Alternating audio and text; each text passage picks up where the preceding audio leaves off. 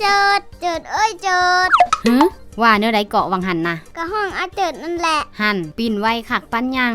ว่าแต่มาหาอานี่มีหยังเลยค่ะมีก็มาหาอานี่แหละ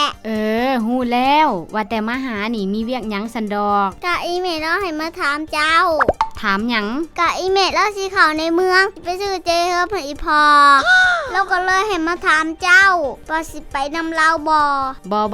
อาคือสิบ่มีแนวซื้อดอกอ้าวก็ไปซื้อเจเฮิบให้ลุงเจ้าน่ะเด้ก็ได้ว่าเรากินเบิดเลยเจ้าคือบ่ไปซื้อให้เราอีกเราบ่กินแล้วเห็นเราจมว่าเจ็บกว่าเก่า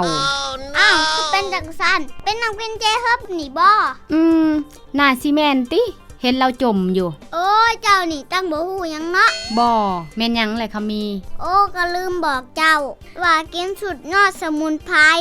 เจเฮิบสนิทเม็ดกินแล้วจะมีผลตอบรับเป็นบางคนเท่านั้นหนึ่งในนั้นก็คือลุงเจ้านั่นแหละที่จะมีอาการปวดกว่าเก่าแต่ว่าอาการปวดนั่นจะอยู่บ่ดนบ่เกิน2-3 มื้อและอาการปวดกระตุนกระโตก็จะค่อยดีขึ้นบ่ต้องตกใจดอกมันก็เป็นผลตอบรับเป็นเรื่องปกติของร่างกาย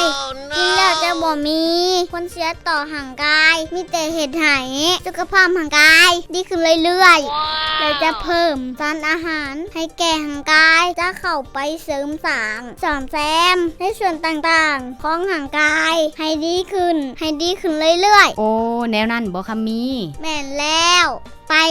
เข้าไปซื้อมาให้เรากินเด้อโอเคสันอาไปก่อนเด้อทานี่แหละสนใจ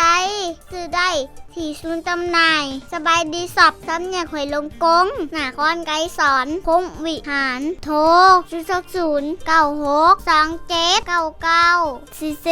02096279944ของแท้ต้องซื้อจากตัวแทนจำหน่ายของห้างสบายดีสอบเท่านั้นเด้อ